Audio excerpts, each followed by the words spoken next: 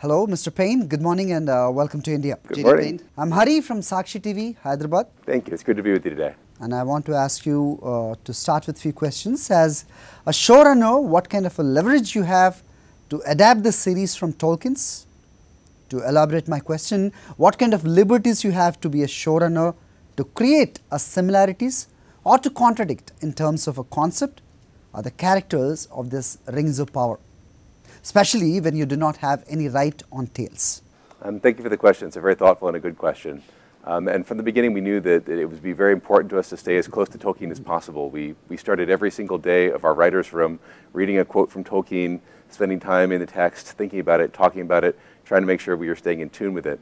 At the same time, we knew that in any adaptation, there's going to be things you need to do to translate one medium, in this case appendices and notes and scattered details through songs and poems, into one cohesive storyline.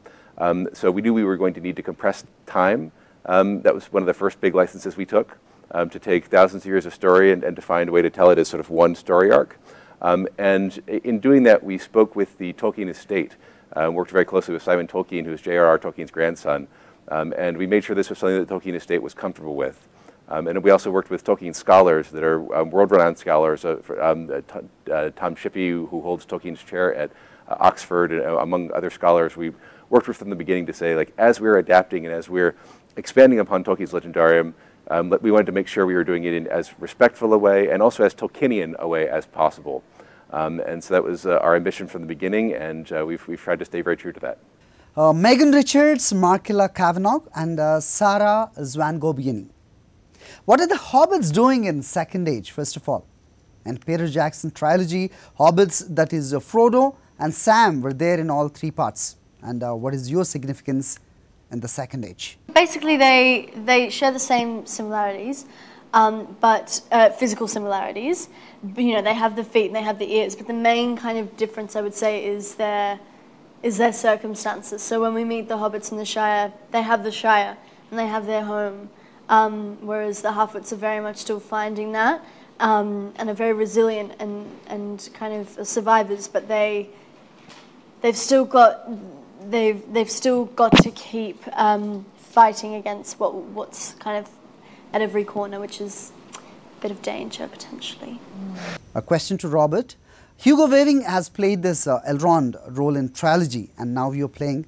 Did you ever feel a challenge, or you ever thought you need to match him in performance? And what kind of exercise you had to do? Yeah, I think the great thank you for your question. I think the great thing about Elrond as we meet him here in the Second Age is that he's very young.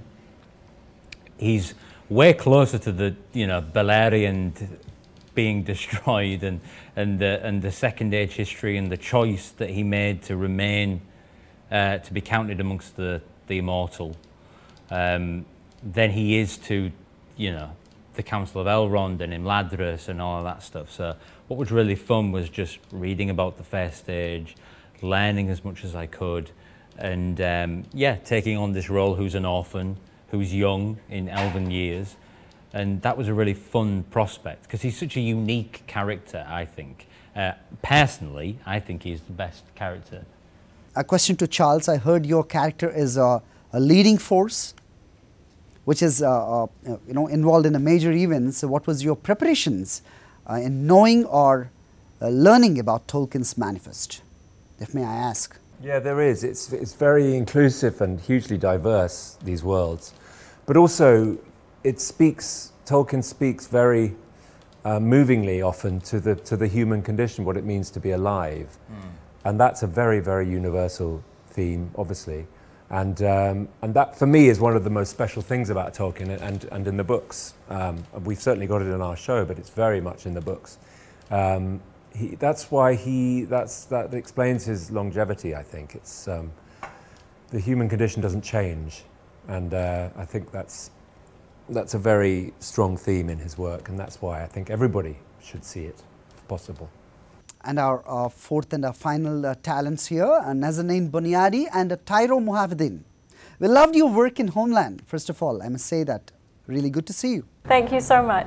Coming to the Rings of Power, you are a healer, a mother to a rebellious son who is involved in a forbidden romance with elves.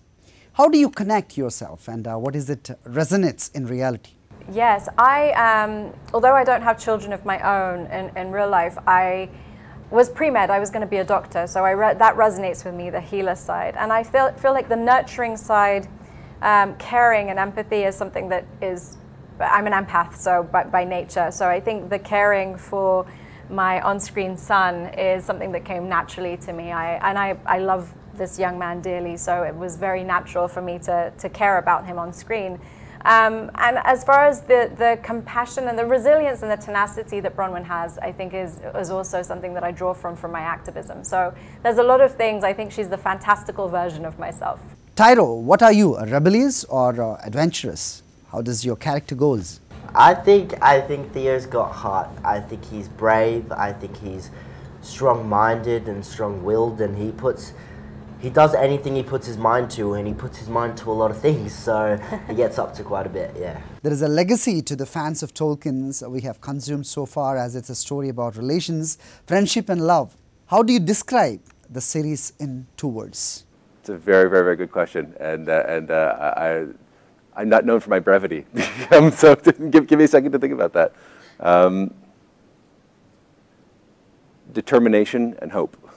We did not get a chance to watch many racially diverse cast in the trilogy. Now we witness it. How happy am I? Yep. Pretty happy. Yeah. No, actually, I think it's wonderful. I think it's reflective of the world we live in today, and I think that it's very important for people to see representations of themselves on screen, particularly young people. And in a genre like fantasy, I mean, it's been a love all my life. So I think of the little girl that I was, she would be very excited to see all these wonderful, diverse faces and some amazingly strong female characters as well. It's amazing to me. It's wonderful. Robert, what is your most favorite or challenging while playing this? Challenge that I absolutely love. And, when you've got people like Charles, you get to work with people like him, it makes everything a lot easier, because ultimately what matters is what is going on between us, and I felt really lucky to work with the amazing actors that I got the chance to work with. Likewise, me too. People who are not very acquainted with Peter Jackson's trilogy or Tolkien's writing, approaching from the lens of another fantasy drama that is available in OTT platforms, how do you pitch in Rings of Power as a must-watch? I think it's an accessible fantasy series that you need to have no knowledge of Tolkien to get lost in. I really think it's a really fun show that we've only seen a couple of episodes, haven't we? Yeah. But when I watched it, I really enjoyed watching all the other creatures in the world and seeing how they behave and how they look at the world. I mean, that's what's great about fantasy. It's especially Tolkien. It's so sprawling. So I guess in some ways there's something for everyone. Have you ever read about Indian fables and inspired by Indian mythology? So my ignorance is going to come out here in that I have not spent a lot of time in Indian mythology. I've spent a lot of time studying world mythology in general, and my mom read to me from various world myths as I was growing up. I have not spent much time in Indian myths, so I would be ignorant if I was speaking about that. But being here and spending time amongst people in these last couple of days has made me excited to be able to go and dive in and do a much deeper dive. 2 parts of questions. First to 3 of you, second to Markela and Megan. What part of the season do hobbits come into appearance?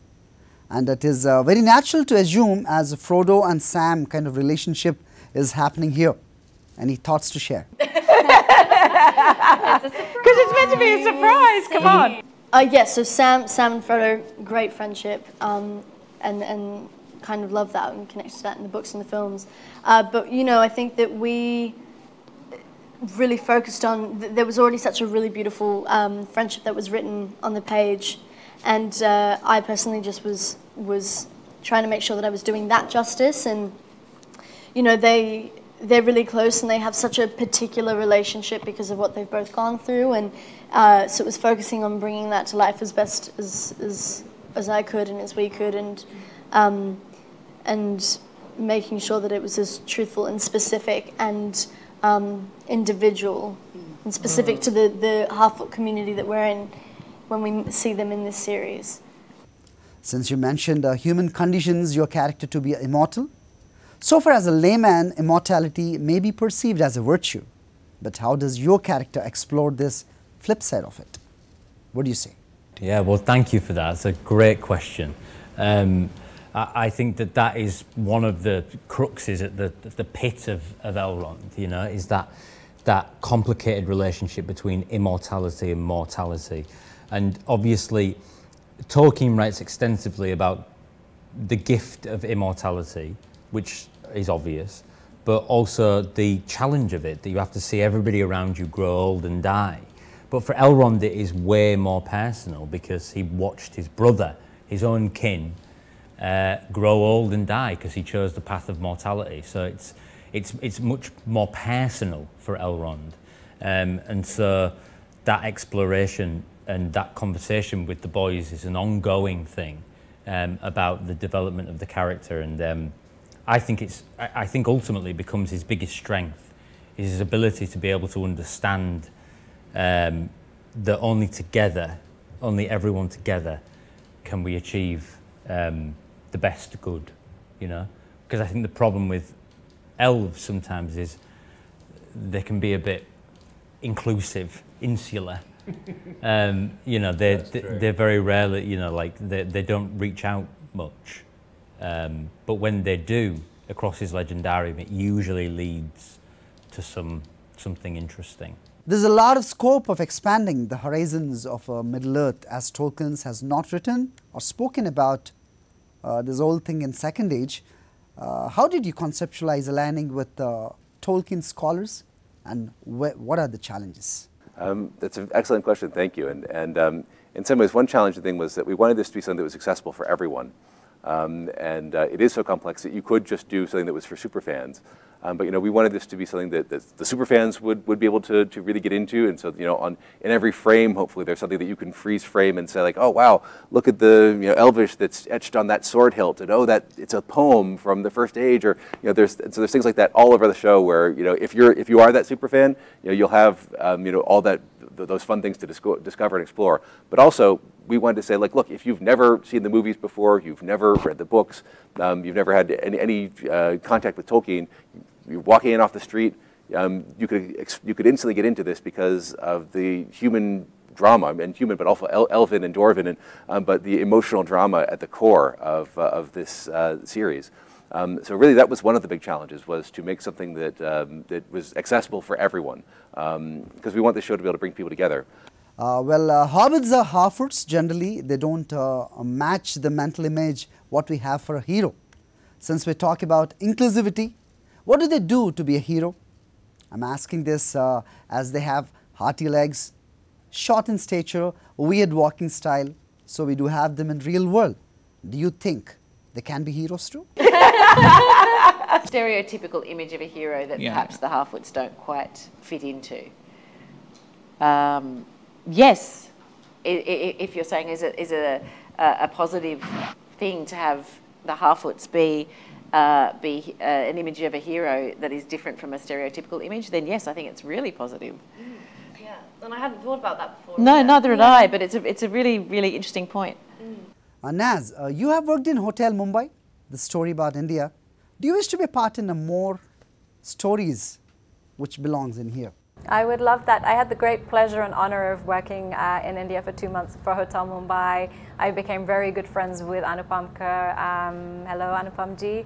And yeah, I love everything about India, your hospitality, your kindness, your warmth, everything about it. So I would love to very much be a part of it. And the most magical times on set for me were just being a part of, you know, the majesty of the scenery and the landscape of New Zealand transported us into where we needed to be in Middle-earth. So it was quite stunning.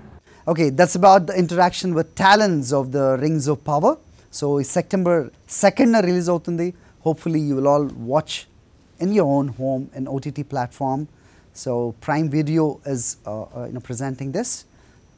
A Lord of Rings trilogy, as we know that how big success it was, and let's hope the Rings of Power will follow the suit. Thank you for watching.